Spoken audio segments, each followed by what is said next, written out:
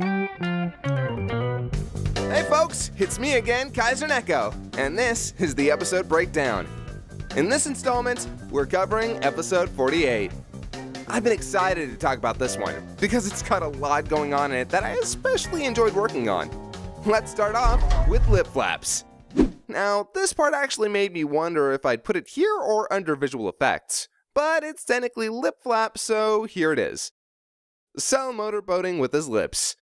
I think that's what it's called.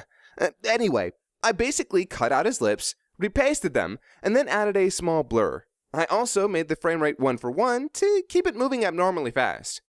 The next scene is Android 18 here. I copied and pasted these flaps from another shot actually, as she doesn't originally speak in the shot. The next is with Tenshinhan here. His flaps are from this scene here. This shot of Cell is one of my favorites in the episode, but it was a little difficult to create because he doesn't actually talk in this shot proper. I had to borrow it from this shot here, where he does actually speak, then pasted it here. The following shot, Tenshinhan doesn't actually speak, he just breathes heavily. So I took these flaps available to me and edited them appropriately into place. Goku's flaps here, taken from another scene entirely. Same in this shot.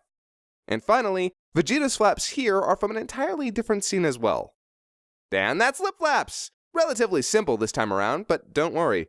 Visual effects have a lot going on. This opening shot of Krillin is one of my favorites, and at this point a relatively easy edit to make for me despite the complexity.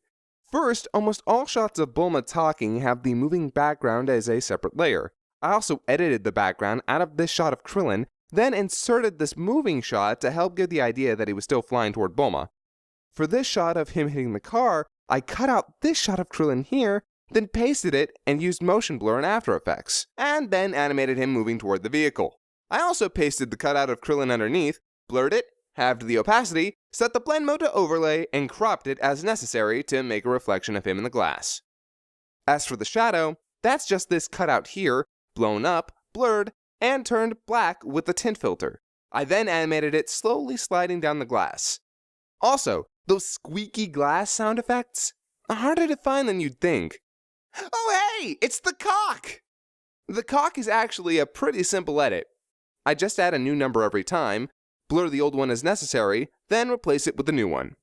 The next edit was adding a little bit of electricity to 16's head here with the lightning tool. Expect more of that in the future.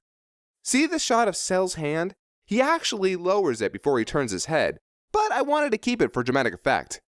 So I cut it out and pasted it there. I also covered up Mr. Popo and Master Roshi's sweat drop in both these shots. I also redrew some of Chi-Chi's face to make her look more casual. Now this shot is interesting. I actually needed Cell to rise up behind Tenshinhan, but the original shot only has him this far up in the sky. As such, I cut out Tenshinhan, repasted him, then moved Cell myself. Now here's where things get real fun. See, this shot of Goku is simple. I wanted him to look a little less shocked, so I gave him a closed lip flap that was a little less intense and enlarged his pupils a bit. But for these next few shots, I needed him to not look so angry, more neutral. So I redrew these 3 shots. As well, this shot of Cell is from another scene with a different background. This shot of Goku has a new background, as does this shot of Piccolo. For this shot of Goku Vision, as we like to call it, I blurred it, messed with the brightness and contrast, as well as the levels, and took down the opacity a bit. I then set the blend mode to screen. Wham bam arigato ma'am, that's visual effects! Lots of fun ones this time around. Oh, and speaking of fun, fun facts! Okay, this one's particularly funny for me.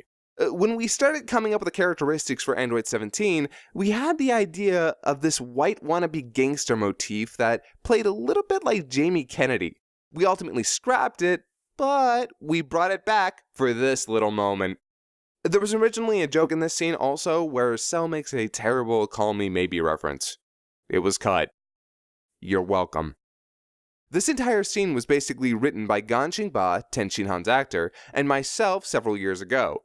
We'd been very excited for it, partially because we're all big Tenshinhan fans, and this is kind of his last big hurrah in the series, as well as the last great hurrah for humans in general in Dragon Ball.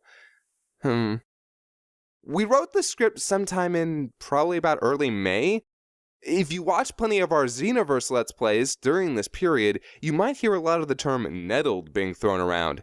We started using the term after we gave it to Goku here, so it was kind of a preview of this line.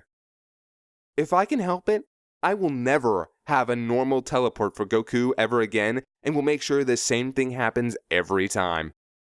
In this scene, we originally had this joke about Trunks trying to speak like a badass, only for Vegeta to cut him off abruptly.